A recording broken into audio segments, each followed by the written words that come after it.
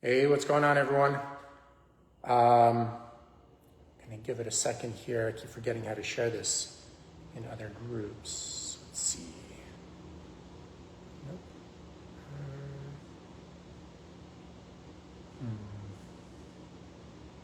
No, that's not it. Let's see here. Hey, what's going on, everyone? I meant to do this outside today. It's kind of raining. I'm gonna demonstrate like a minimalist gym, but how you can get maximum results from it. So as you can see, not too much. Lighting isn't ideal here, but it's okay. We'll make it happen. And we'll just wait a little bit. I'm just trying to figure out how to kind of share it in the group. I saw some people jumped in. You guys, hope you're having a good weekend. Let me know what is up and how you guys are doing. If there are any good movies out, I'm gonna try to watch a movie or two today. I've been playing Star Wars Outlaws on my laptop. I got a Lenovo Legion for work actually, but it actually works really good for gaming as well. Okay, well I don't know how to share it. It's all good. Let me grab a quick sip of coffee and we'll rock and roll. So as you guys know, my standard traditional cup of coffee, organic, but in glass of course. Okay, so we'll wait a little bit and then we'll rock and roll.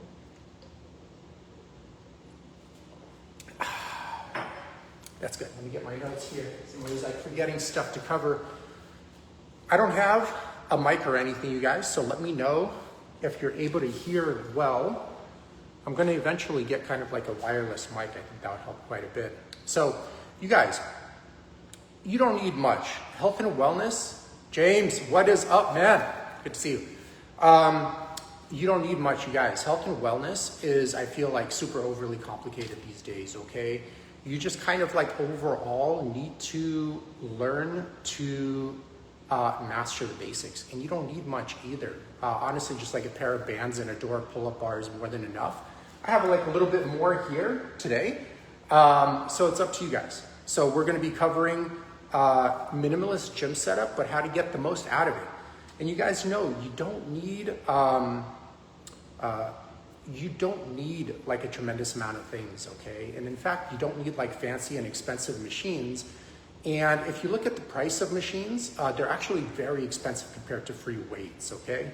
But just know like the muscle in and of itself is quite dumb. So whether you're, flexing a bicep on a $2,000 machine or flexing a bicep and extending a bicep on, a dumbbell, it doesn't know the difference. It only knows how to contract and relax. Of course, there are angle differences, but the good thing about free weights is you could adjust the angle to your needs, and you're not very limited, such as you would be on a fixed machine. And the thing with machines too is, like you can spend, $4,000, $3,000 on a bicep curl machine, and all it does is just curl from that one particular angle. Usually it doesn't curl from much more angles, you know what I mean? So it's very limited as well. And a lot of times, especially like I'm 6'2", for example, it's tough to mold around the machines. Like for me personally, I've never been able to use a Smith machine successfully. No matter the setup. I don't know why, I just can't find that angle, you know what I mean? But with free weights, the good thing about it is you can kind of customize it quite a bit to your biomechanics personally. And everyone is different. Everyone's limb length is different. Which angles work for you perfectly are different from exercise to exercise. And the good thing about free weights is it lets you do this quite easily. So don't feel, Steven, what is going on, man? So don't feel like you have to go to a gym because these machines are advanced and they somehow produce better results than just normal dumbbells or like a pull-up bar. It's not the case. I'm not saying there's anything wrong with machines. I think just using nothing but machines is probably not a good idea, but integrating machines with more free weight movement is always like a good plan for many people, okay, depending on their goals, of course. Isolating and integrating could be a good combination. But my point being is don't feel like you need a gym membership to get good results. You really don't. And in fact, probably, I don't know the exact number, but probably like a good 25 to 30% of the testimonials on my website are all the workouts from the training perspective were just done at home. And in fact, a lot of the people during the COVID days were for the most part just using bands and a door pull-up bar, because as you guys remember, the equipment was so expensive, the free weight, especially adjustable dumbbells.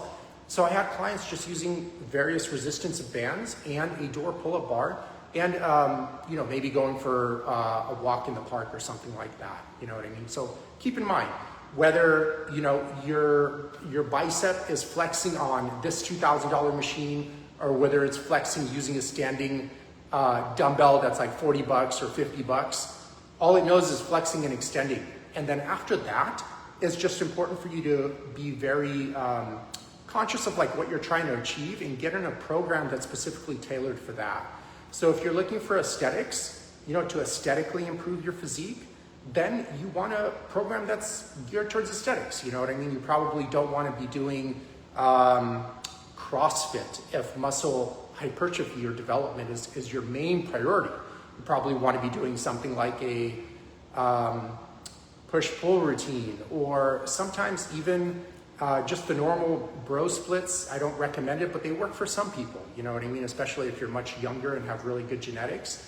Or like a push-pull leg layout works very well for some people, and stuff of this sort. So the main thing is you just want to be on a really good program that's tailored to your particular needs, and then you want to be clear about those needs. So again, if aesthetics is your goal, you want to be on a hypertrophy program with the relative strength intervals, for example, here and there, on like some type of undulating periodization program or something like that. And then after that, it's all, for the most part, lifestyle and you know, sleeping patterns, keeping your toxic load low, keeping your stress levels low, et cetera, et cetera. All these other things are very important from the vantage point of making your program a lot more sustainable. So again, don't feel like you need a gym. You could get one, but there are a lot of advantages to not having one. So I have like a small setup here. I'm going to introduce it in a second. I've been using these, but just some very basic advantages of an at-home gym. So the time economics is definitely unmatched. You know what I mean? You pretty much get up and you could work out like maybe 20 minutes after sipping on some coffee and waking up. Usually, just as a general rule, you don't want to like get up in the morning and then rush right to a workout. You typically, like from what I found, need about, you know, I personally need around like 45 minutes to thoroughly wake up. So I wake up, I have some coffee, you know what I mean? I sit around, I let my central nervous system wake up. Because remember, after sleeping for 8 hours, it takes like a little bit for your central nervous system to actually get revved up. And also for you to like physically get warmed up as well. So usually for me, it's like 45, maybe 60 minutes sometimes. It's more intuitive. And then I start the workout. You don't want to typically just, you know, like military style, get up and then like 1 minute later, you're literally, you know, doing a 5 rep max and stuff of this sort. So time efficiency is unmatched because usually people are driving to the gym. You know, by the time you drive to the gym, you have to park in the parking lot, you walk over, you check in, you begin your workout, and then you kind of repeat that on the way back. So you walk, you know, back to the parking lot, get in the car, open the car first, get in the car, and then drive home. Just that drive to the gym and that drive home is usually the amount of time you need to work out. In terms of time duration, for most people, if they're looking just to be healthy and have like an aesthetically appealing body, they just need like 45 to 60 minute workouts a week, and that's it. They don't need much, and it's usually broken down into typically like 2 upper body and 2 lower body workouts. So it doesn't require too much, all right? And the good thing about having a home setup is you don't need to, you know, spend 10, 15, 20 minutes driving to the gym one way and 10, 15, 20 minutes driving to the gym another way.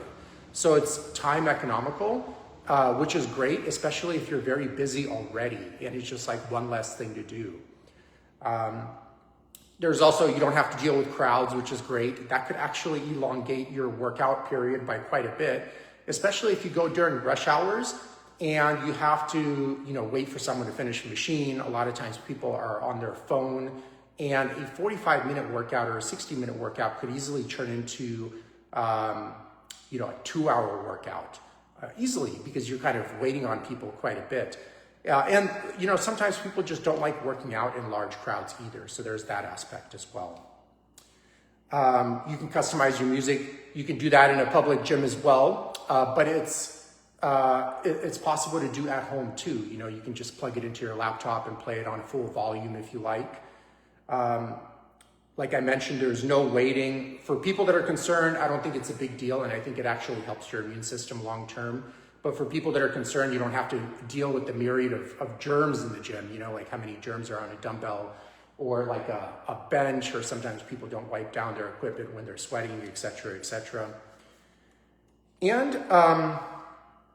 depending on the gym, it could be very economical as well, because let's say a gym charges like $60 a month.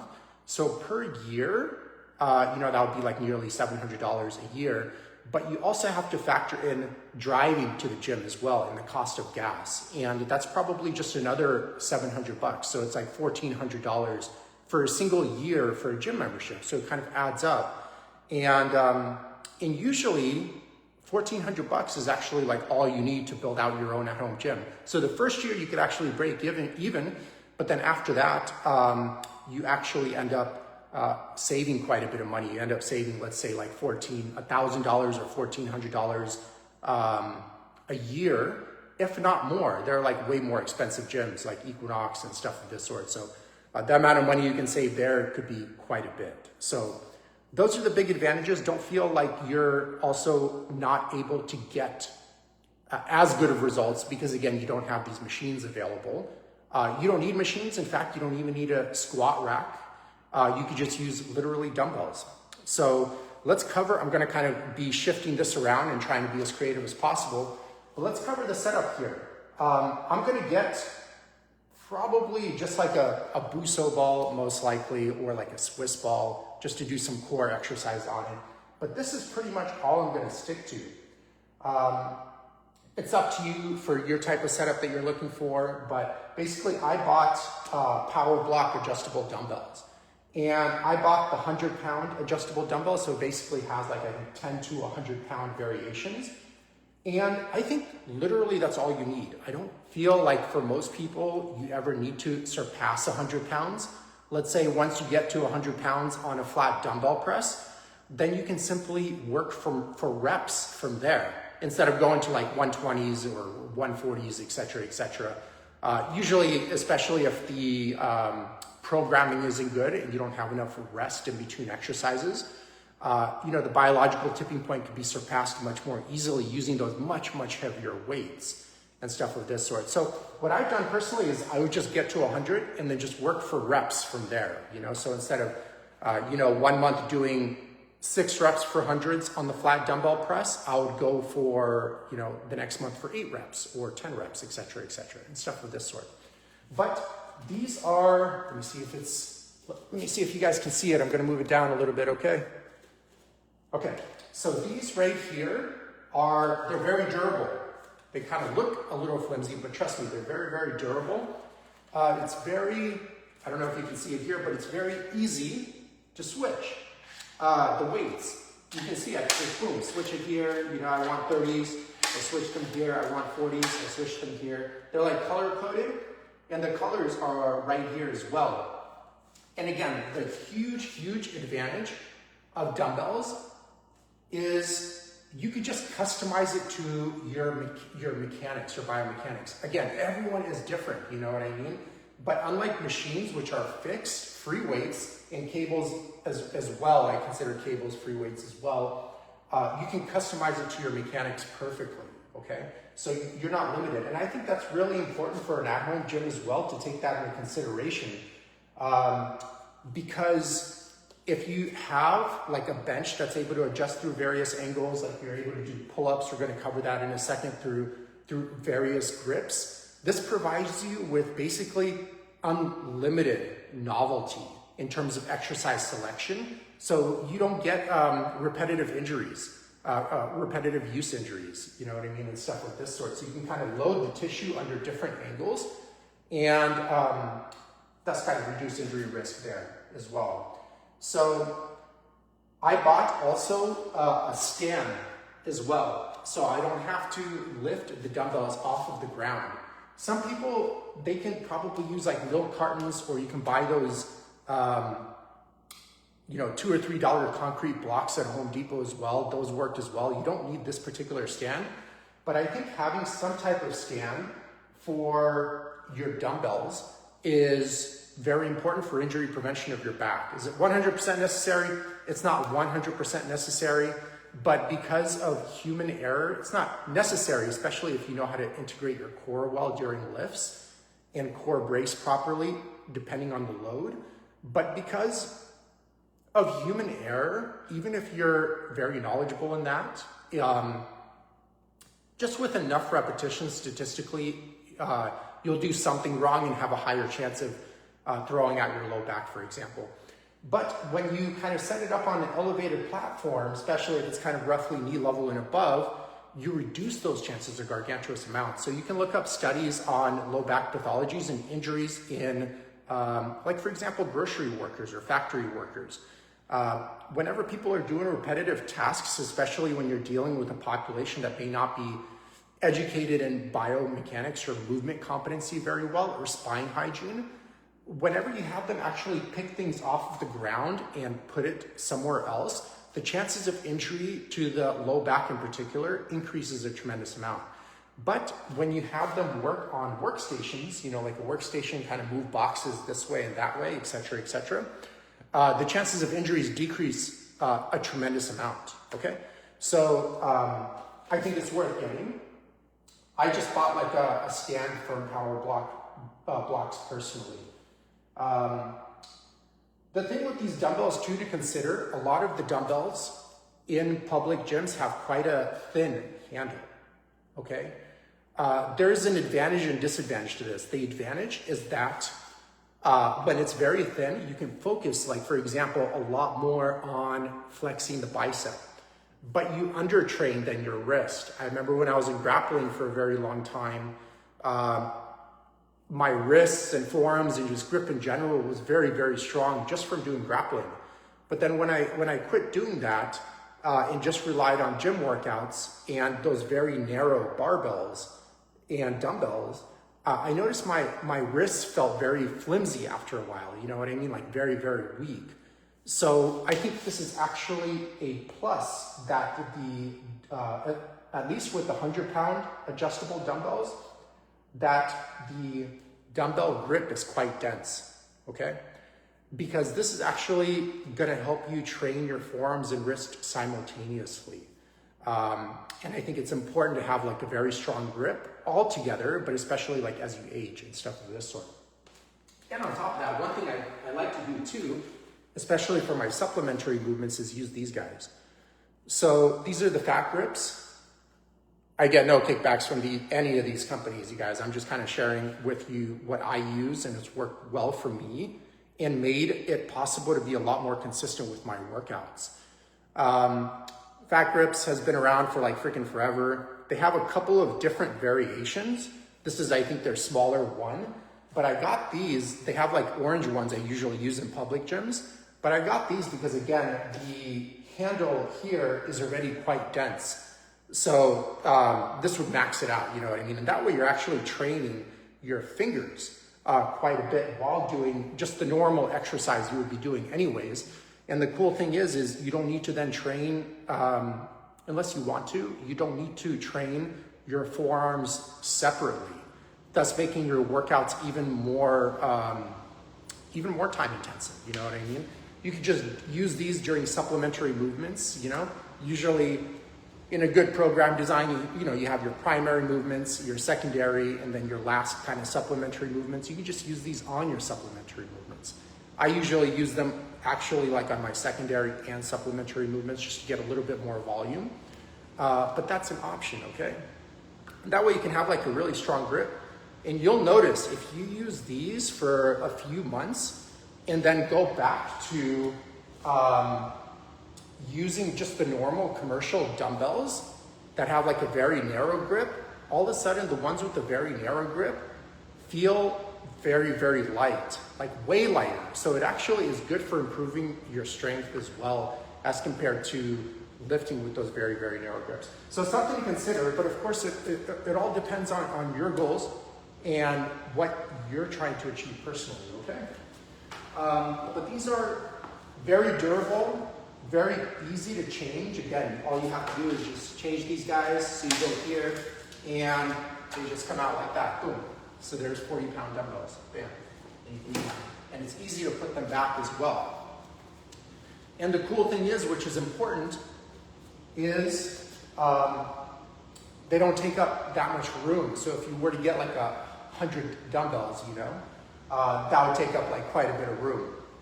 And that's fine if you want to have it in your garage, but this is great because it just really economizes the space and is very, doesn't take up any room, which is nice. And it's also cool because it's quite easy to move actually. I usually do my workouts here outside, as you guys probably see from some of the footage. But again, it was like raining today. So I didn't want it to rain on us while we were doing, I wanted to do it out there, but I didn't want it to rain on us while we were doing the show. So, okay. The other thing that you can get for developing a great back and just arms and just overall strength as well is a pull-up bar, okay? You can get a very simple door pull-up bar. You do not have to get something like this. This looks heavy, but it's so light. Look at this. It's very light. It folds very easily as well. And the reason I got it was for a couple of reasons. One, it has a couple of different grips. Ideally, you want, you know, like a narrow grip, being able to do a supinated pull-up and then a pronated pull-up as well. And this allows all of those grip variations. And it has a adjustable dips bar here. So you could just do a dip here, which is great for the chest or triceps, depending on which muscle you're targeting. The cool thing too is this is like very easily adjustable, so I can kind of move these quite quickly. I'm not going to move it here because I just want to show you guys the movement, but you can move it down here.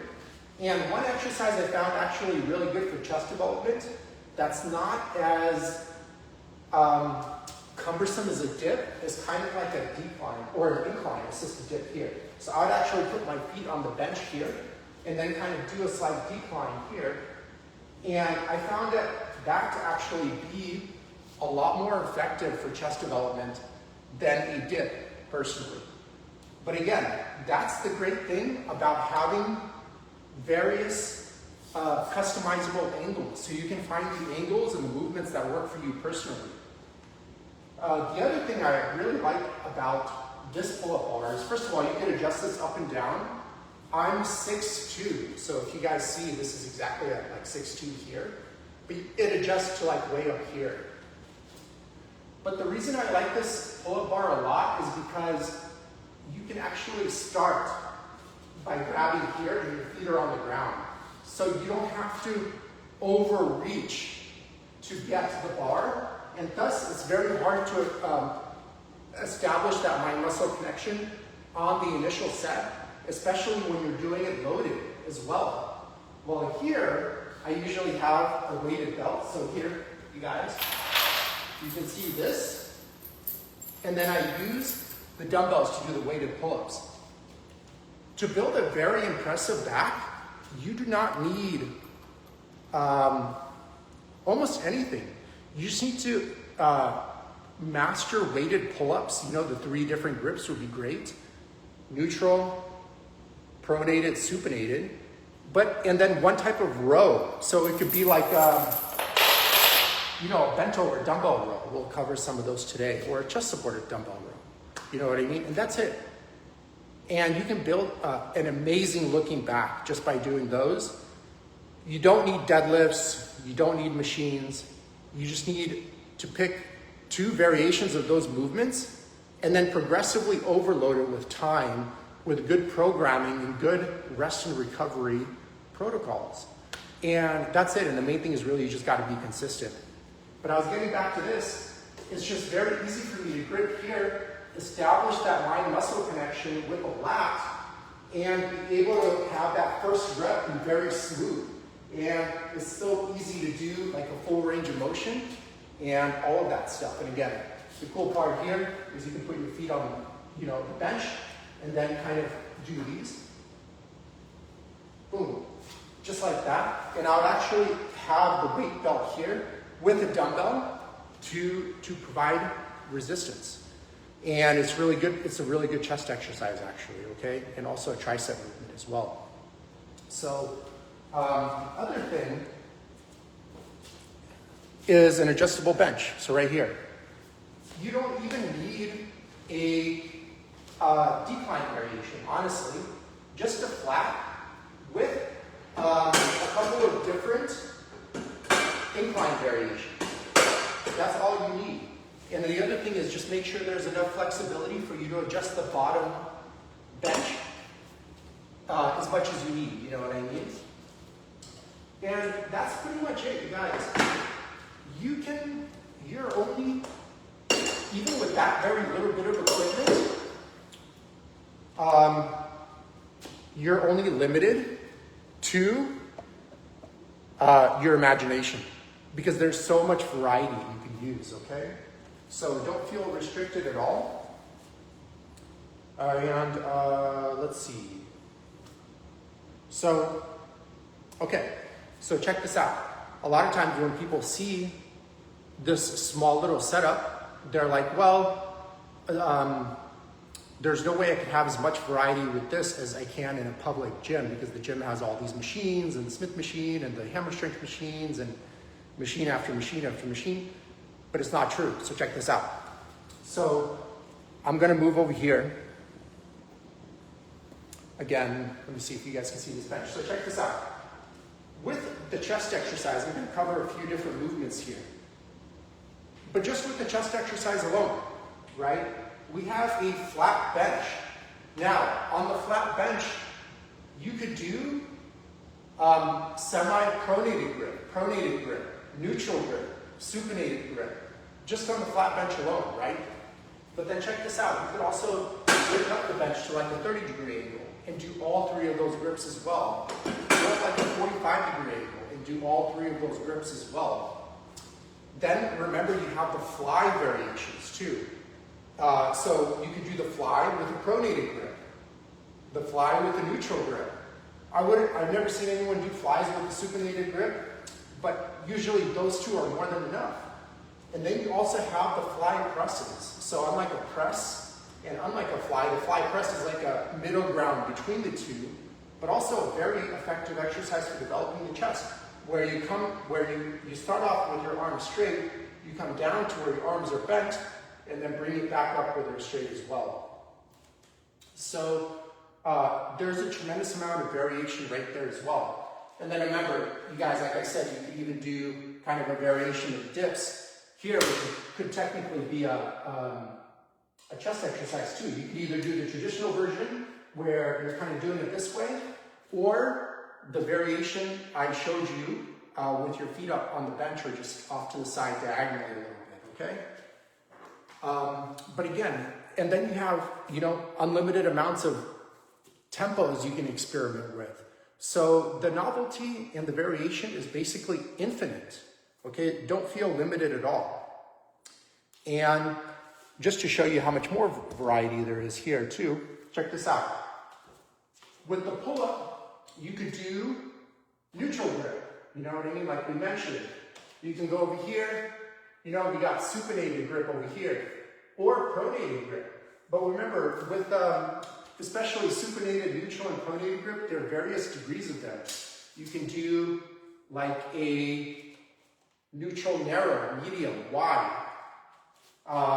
Same with pronated, narrow, medium, wide.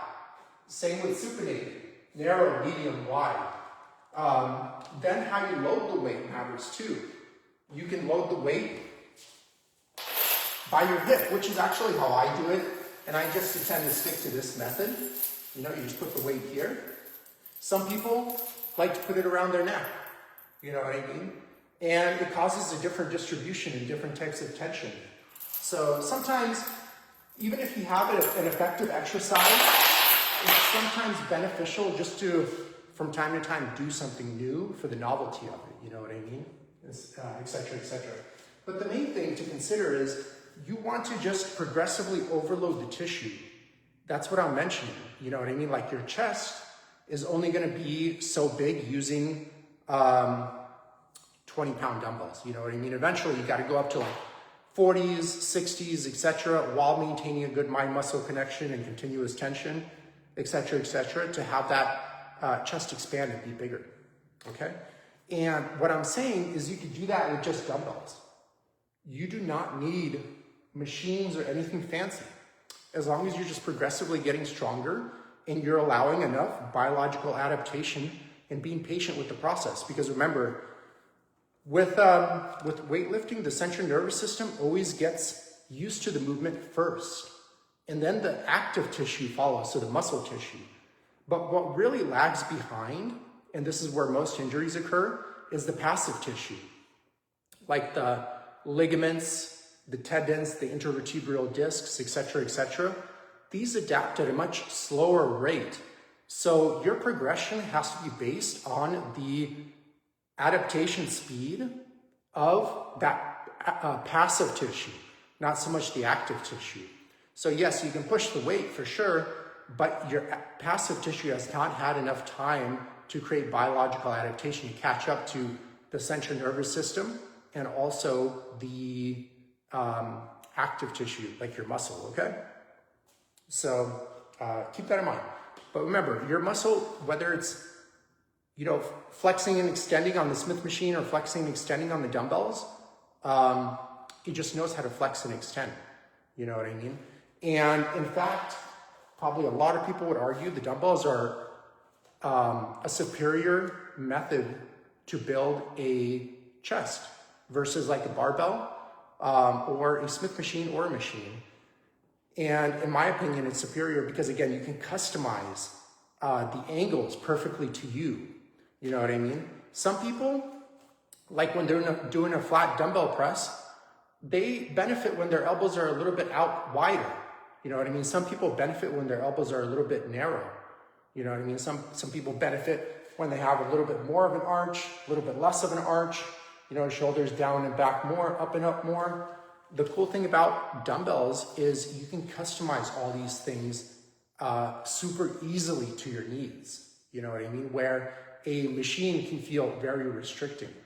And then on top of that, you need a gym membership and all that other stuff. So we covered the pull-ups as well. Really infinite possibilities, okay? And pull-ups are one of the best exercises you can do for developing a wider back. Also good back density as well. Rows, so even with back, right? There are a lot of back machines there, but you can do any back exercise you want here as well.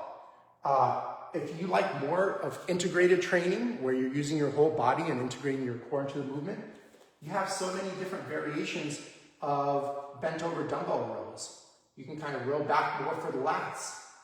You can row up more for the shoulder complex.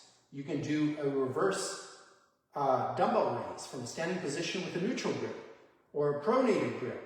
Even with the rows, you got the neutral grip, semi-pronated grip, or even pronated grip as well. And you could even do a supinated grip.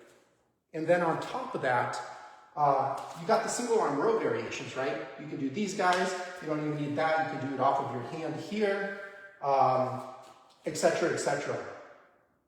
For the shoulder complex or the lower traps, you know, you can do dumbbell shrugs, very easy here. Leaning or straight up. You can do Y raises here. That's great for developing that kind of Christmas tree shape for your traps. You know, when you see that people having like very developed lower traps especially, etc., etc.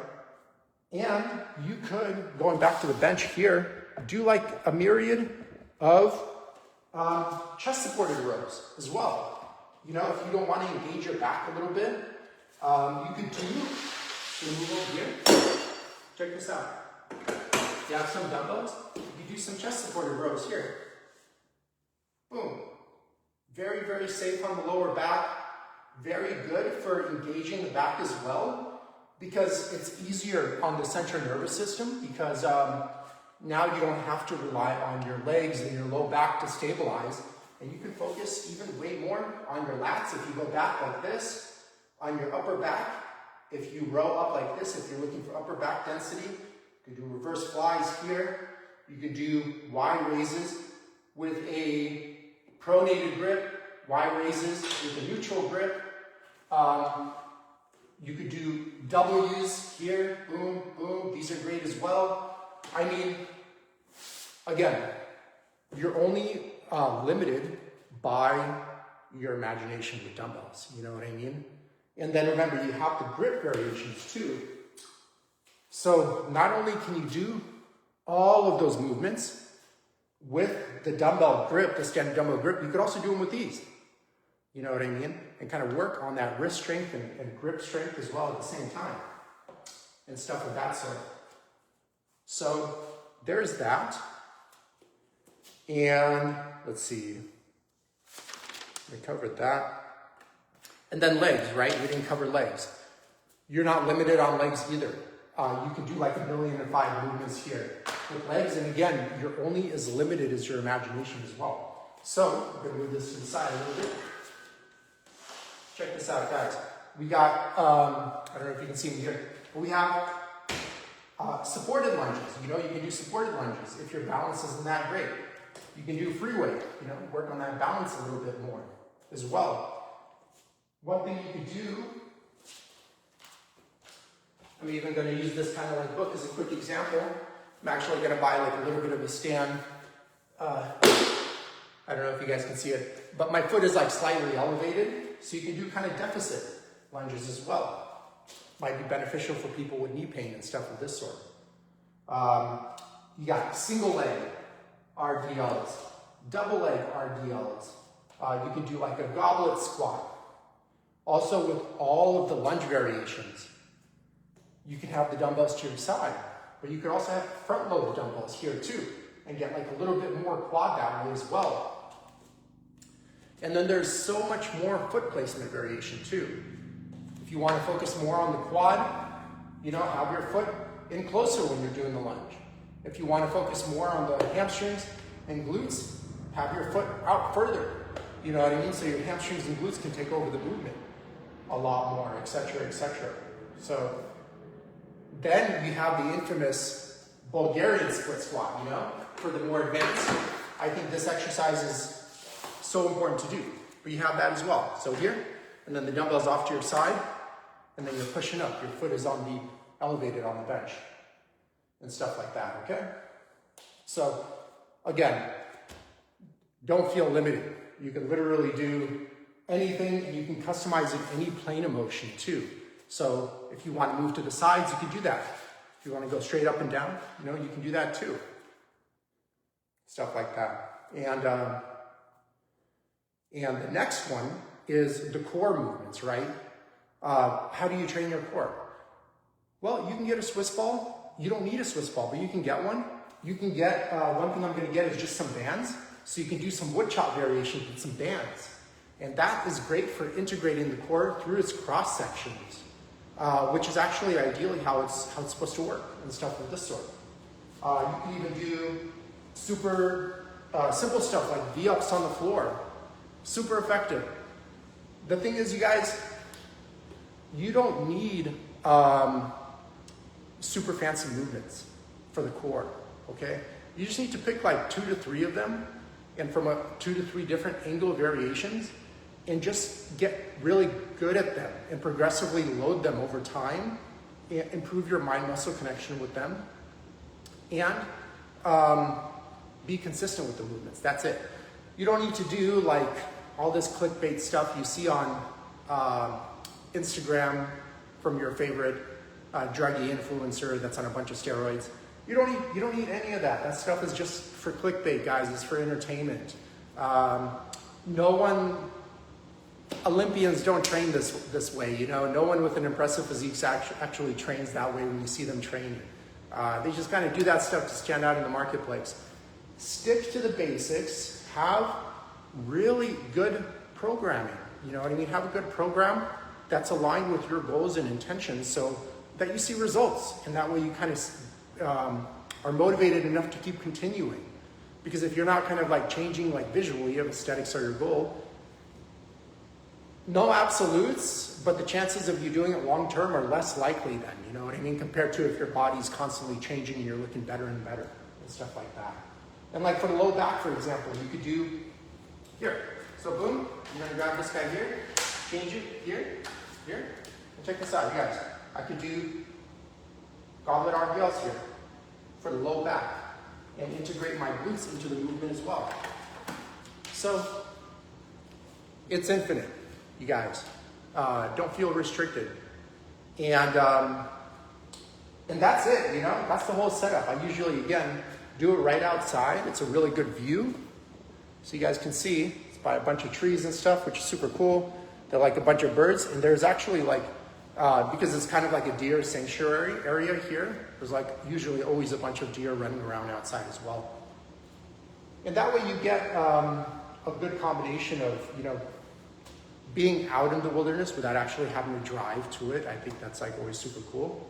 But in terms of the training, that's it. Don't feel like you need too much. In fact, even if you go to the gym, you can build out your entire workout routine with just the dumbbell section. And maybe just use 1 or 2 machines as a supplementary movement, you know what I mean? But that's it, you don't even need that much in the gym.